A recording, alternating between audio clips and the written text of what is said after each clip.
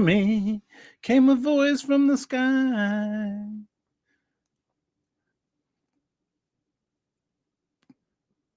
Ba-da-da, ba-da-da-da-da.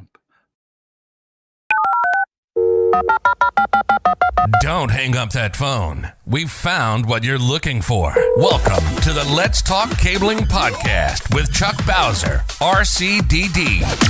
Well, seeing how we're pulling Category 6A, the most powerful twisted pair in the world, you gotta ask yourself this one question.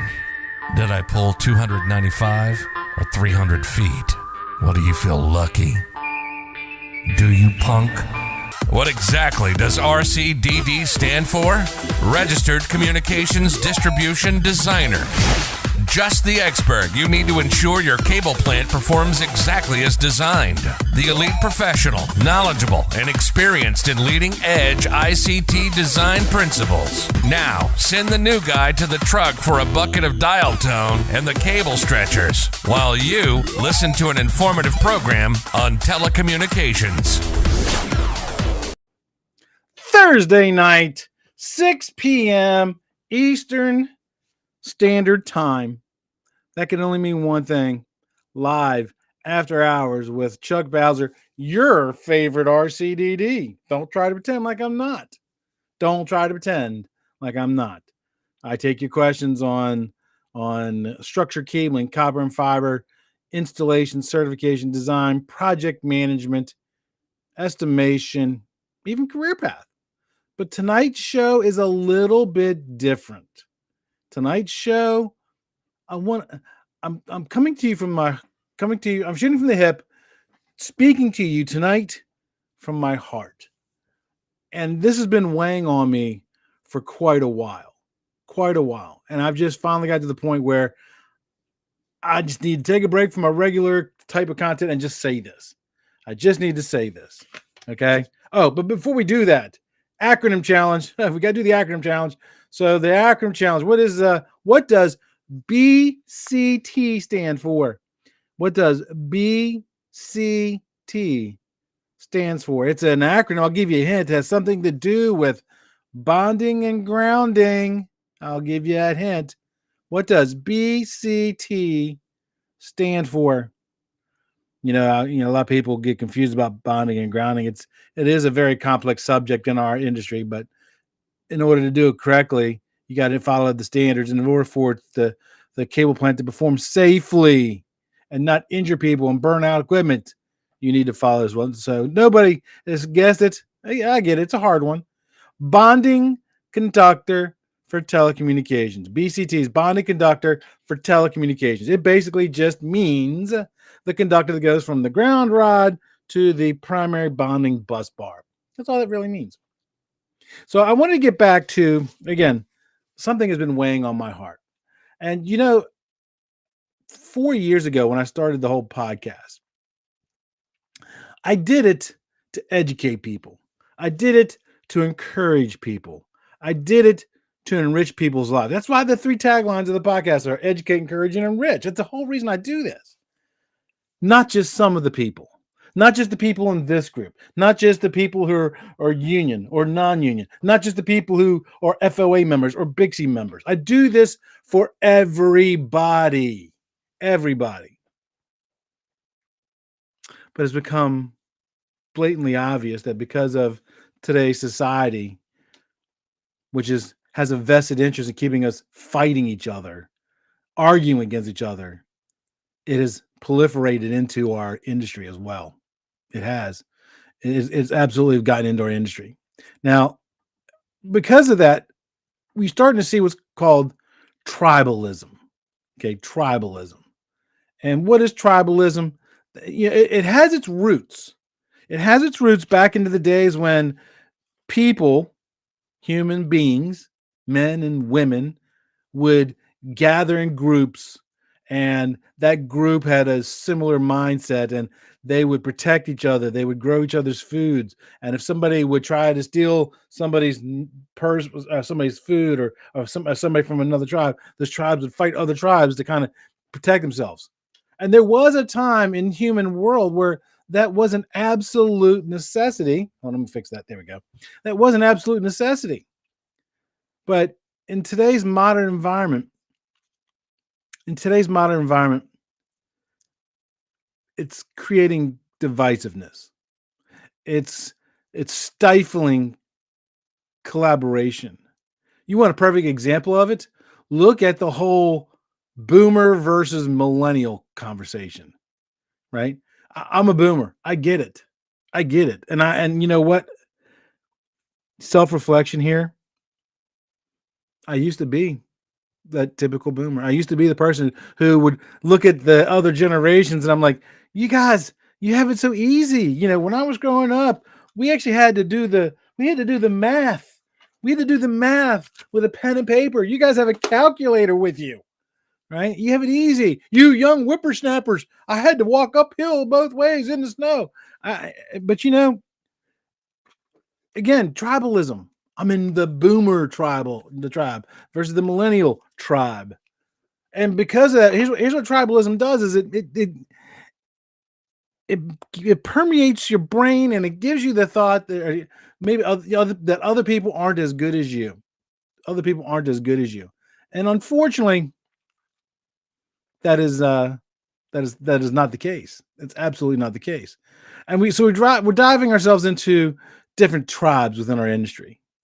And what that's doing is it's stifling innovation because you don't want to listen to that other group because, oh, well, a union guy came up with that.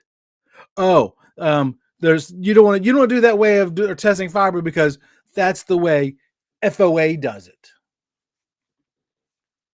That's not right. It's just absolutely not right. I'm sorry. That's what tribalism does. I had a conversation with a close friend not too long ago, and they kind of said tribalism is we're not communities, we're tribes, and I get it. I understand where that person was coming from. But I'm telling you, we need to do better than that. We need to do better than that because when you're in your own tribe, you're not sharing ideas, you're not sharing thoughts with other tribes. I've said this before. And a lot of people don't realize that I mean this. A rising tide raises all boats. All boats, union boats, non-union boats, FOA boats, BICSI boats, low voltage nation boats, TKW boats, boomer boats, millennial boats. It benefits everybody. It benefits everybody's. Now, on top of that, here's another one. Us versus them. Us versus them. You'll see this a lot. Management versus the people actually out in the field. Not realizing, some people don't realize that this is not always the case, but people don't realize it. Well, that person who's a manager now might have come from the field. And maybe they're just trying to teach you a way so you don't make the same mistakes that they did because you're stuck in your tribe. You're the field tribe. That's the management tribe. Can't listen to them because they're all stupid idiots. They got college degrees. Well, college degree doesn't automatically make you smart, but that's the thing. And again, looking from the other side, management gets in that whole tribal sense. These young kids nowadays, all they want to do is just be on their phones. All they want to do is just they don't want to work. They want to be content creators. There's advantages to that. Maybe as a manager, you should embrace that young person because you know what? Maybe they're going to be really quick in finding out information because they can easily work a phone and know what search engines to use, what AI to use.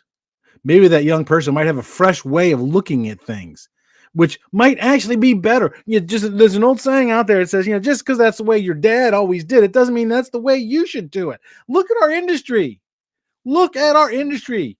40 years ago, we weren't even installing 4-pair cable for data. We were installing coax, twinax, type 1, type 3, type 9. So the practices that we have gotten from putting in that kind of cable might need to be revised. So that new person, that whatever, I don't even know all the generations, Gen X, Gen Y, Gen Z, whatever they all are. I don't know, but maybe that person, maybe you should listen to that person because maybe they might have an idea. And because we don't do that, we're creating a lot of workplace tension, a pretty toxic culture. And what does that really do? Number one, it makes people stressed out. It makes people not want to go to work. And when they're there, it makes them not want to give their 100%. Right? Let me know if any of this resonates with you. Or is this just me? Is this just me? Or is some of this message actually resonating with you? Another thing that this whole tribalism is going to do is it's going to hinder your professional development. It's going to hinder the industry progress, right? Because of the way, because you're a let me pick one, because I don't want to pick on every organization, every group is guilty of this. When I list out these names, I'm not saying that these are just ones that come off the top of my head. Okay, so let's say, for example, let's just take the union versus non-union.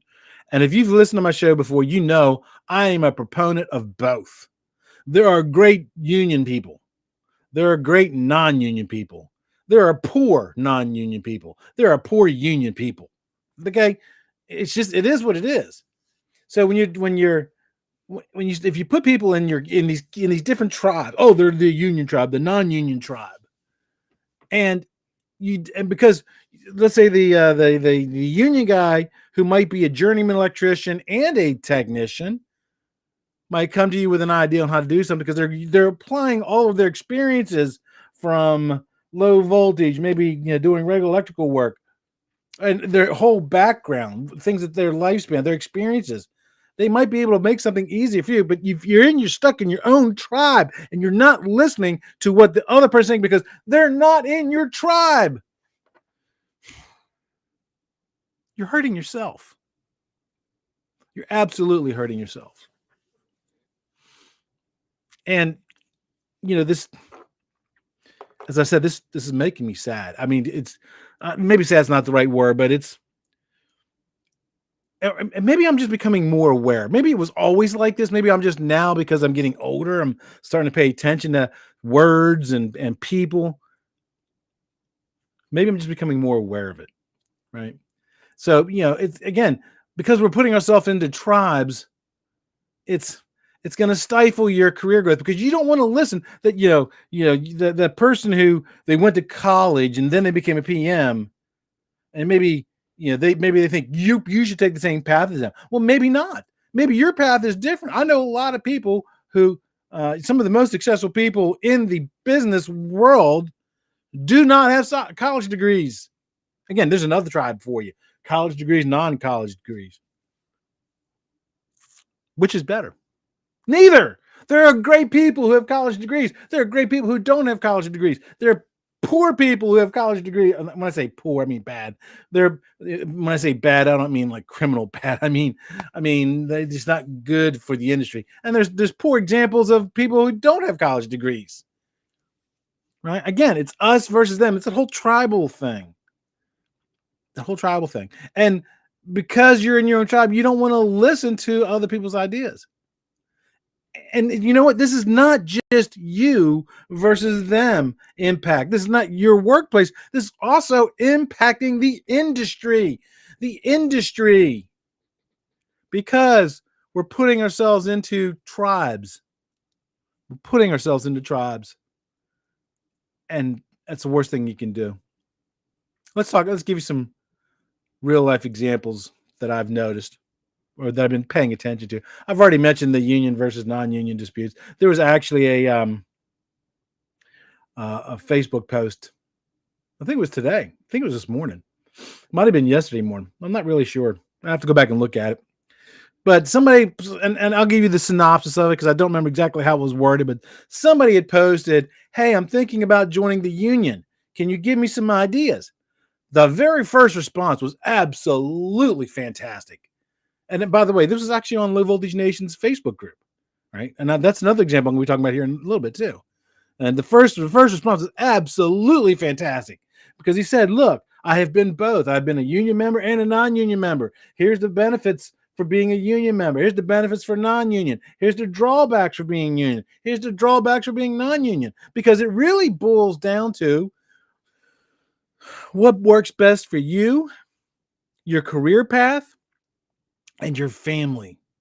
Because the decision I make may not be the decision that somebody else would make. Of course, now a lot of posts after that were a whole bunch of toxic tribalism posts. Oh, well, union this, non-union that. Like that's just one of them. That's just one of them. Another one is the whole FOA versus BICSI, Fiber Optic Association versus BICSI. If you don't know who these two organizations are, so they're both professional organizations in the communication technology industry. They're both great organizations. They both have very similar goals. They both have great people working for them. They both have great people leading those organizations.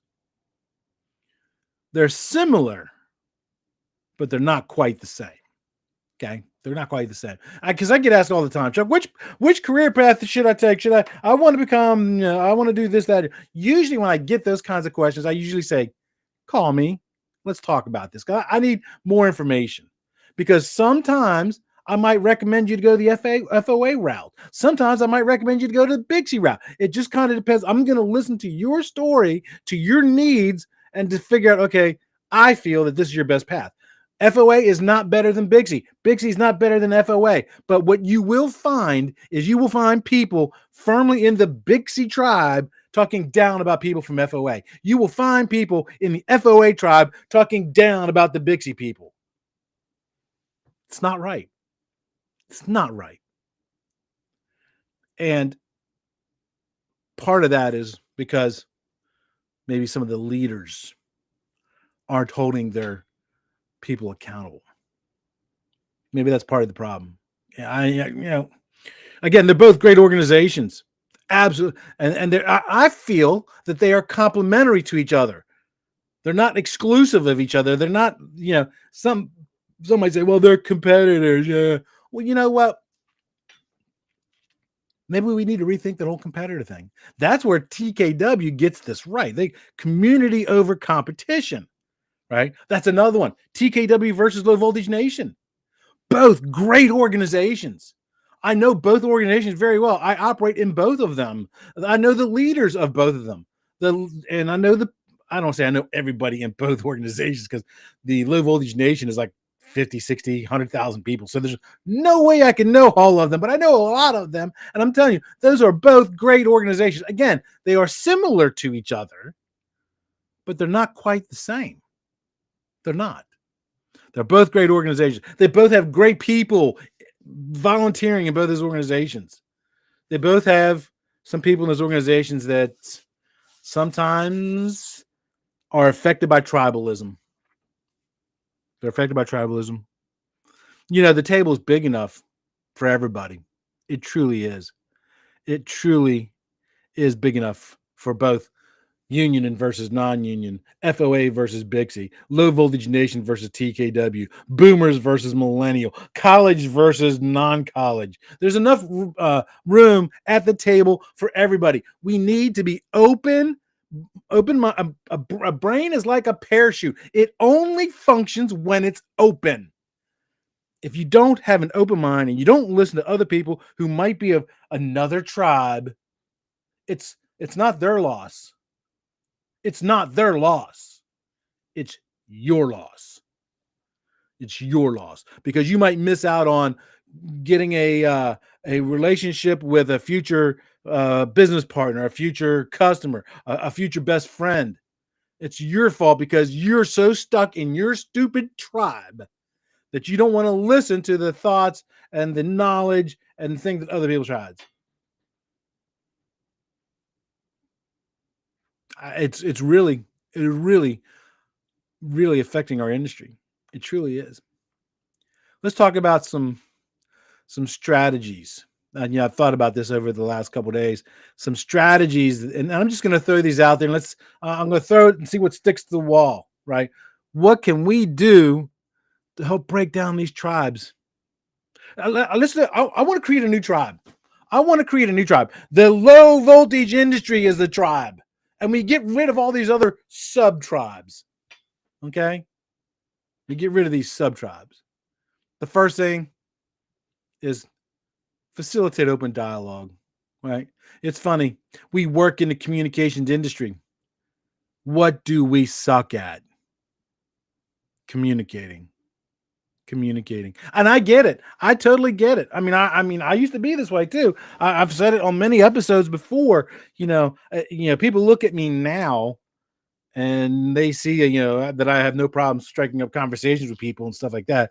That is from 40 years of experience. There was a good 20 years, 25 years where I'm talking about tribalism, Kat, and how it's negative to our industry. There's a good 20, 25 years where I didn't talk to anybody because I didn't know how to communicate. I wasn't good at communicating.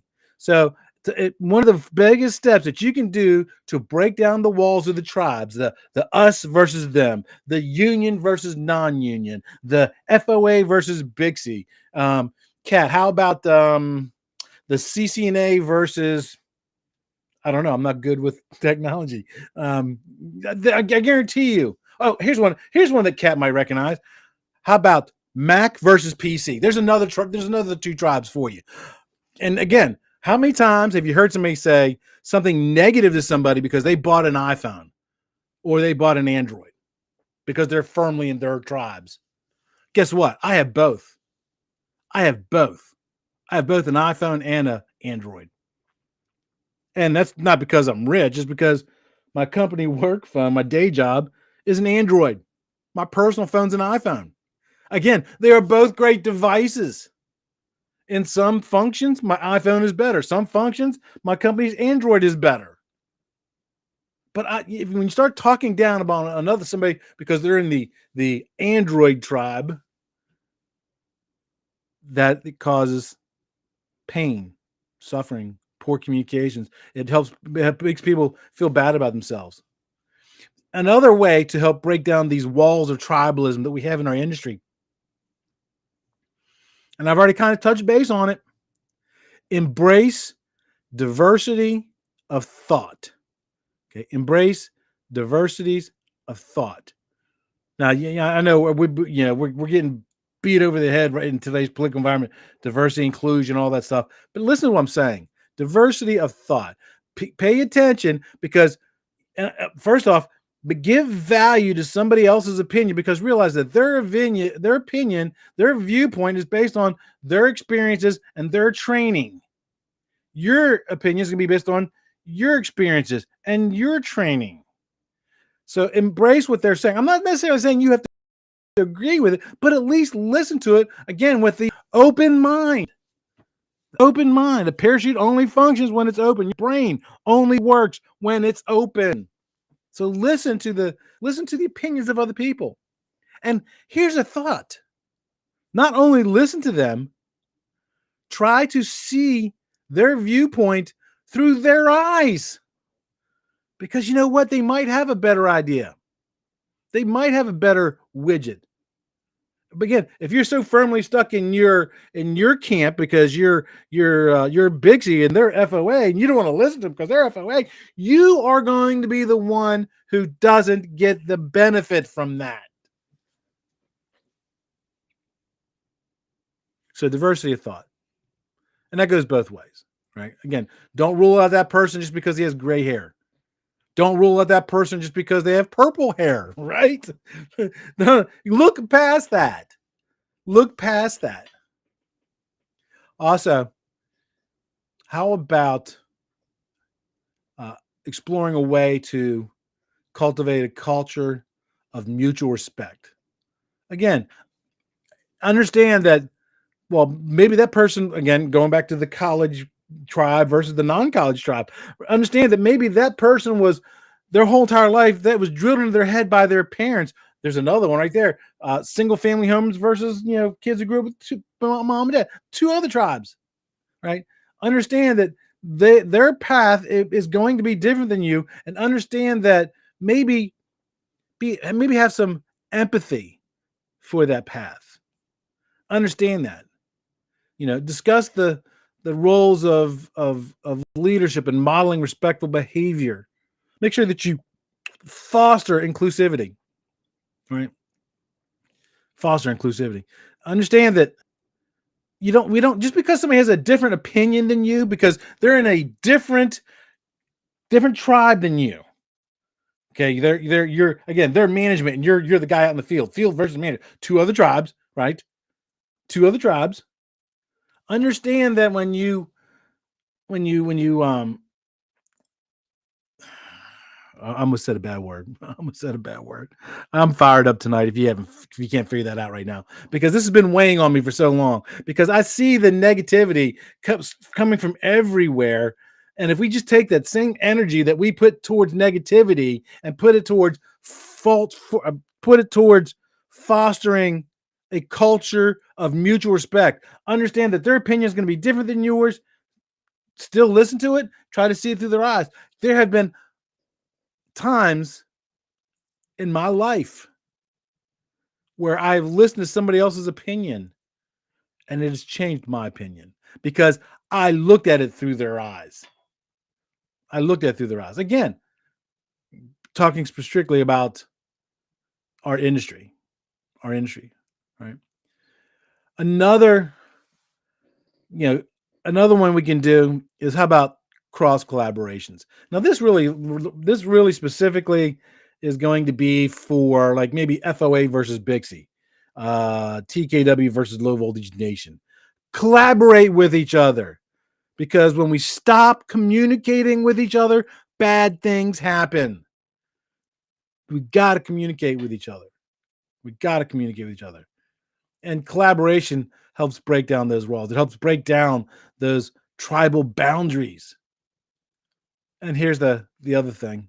My last strategy to overcome tribalism in our industry. And this one falls squarely on top of the shoulders of the leaders. The leaders of BICSI, the leaders of FOA, the leaders of the unions, the leaders of TKW, the leaders of Low Voltage Nation, the leaders of the companies. This is squarely to you. Okay? Make sure that as part of your servant leadership. If you know what servant leadership is, look it up. As a matter of fact, I just did an interview last week with AK, and we talked about servant leadership, right? As part of your leadership, make sure that you set the tone for inclusive and collaborative behavior. If you see somebody posting something in a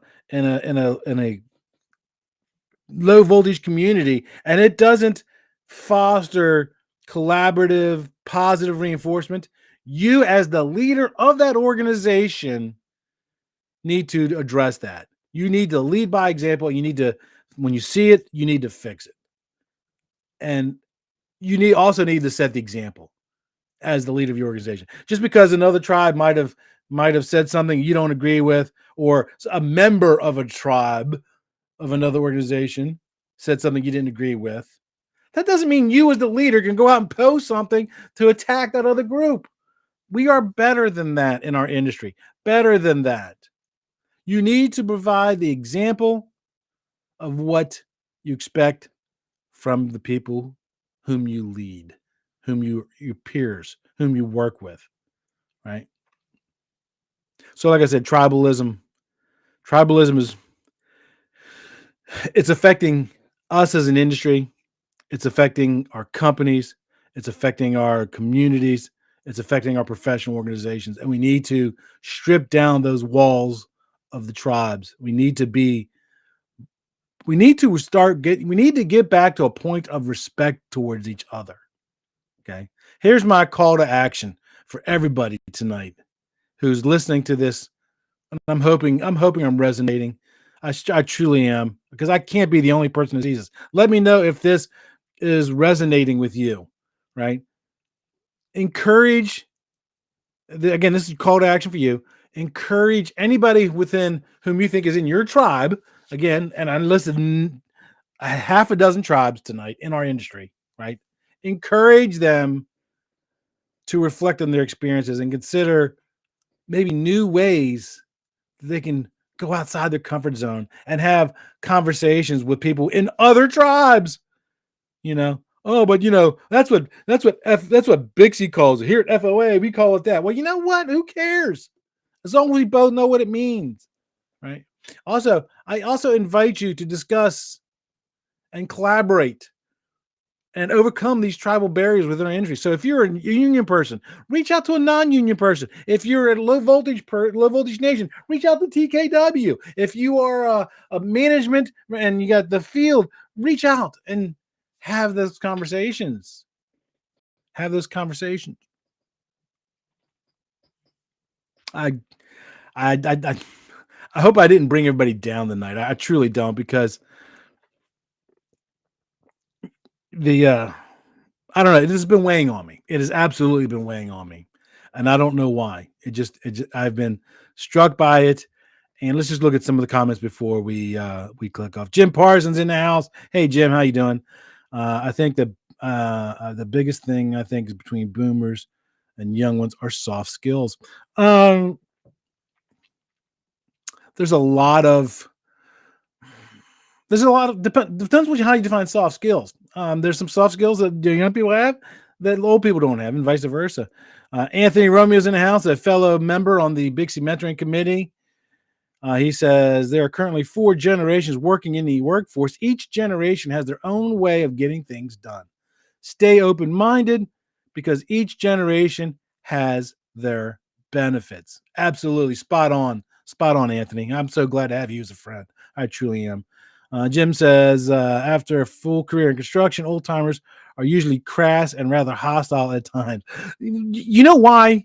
And I can say this because I am an old person. Sometimes I'm tired. Sometimes my wife and I get into this. She loves to learn things. We'll be out working on something. And if I'm working on something and I'm blowing and going and I'm running into an issue, the wrong time to talk to me about something is when I'm having a problem trying to figure out a problem in my head on something I'm doing with my hands. Give me time. So it's not necessary. Old people can be crass. Absolutely can. And again, as a call to action, maybe as an old person, maybe just be a little bit more open. Okay. Anthony says, it has always been done that way. As a mentality is a death trap. Absolutely. Anthony brought up another good tribe one. Toyota versus GM. There you go. Yes. And again, there's advantages. They're both good cars, right? All right. So we are actually a little bit past our thing here tonight. So I hope that, and usually talk technology stuff and copper cable, voice cable, and career path stuff. Tonight was totally off the wall, from the hips. It's been weighing on my heart, and I had to get it off because I'm so tired of seeing us fight. Break down the walls of your tribe. Reach out to somebody in another tribe, because I guarantee you will benefit from it. You will learn from it. Because remember, one of the pillars of my podcast is knowledge is power. Thank you, everybody, for putting up with my rant tonight. And if this resonates with you, please let me know, because I want to know if I'm plugged in or if I'm just totally left field. Thank you, everybody, and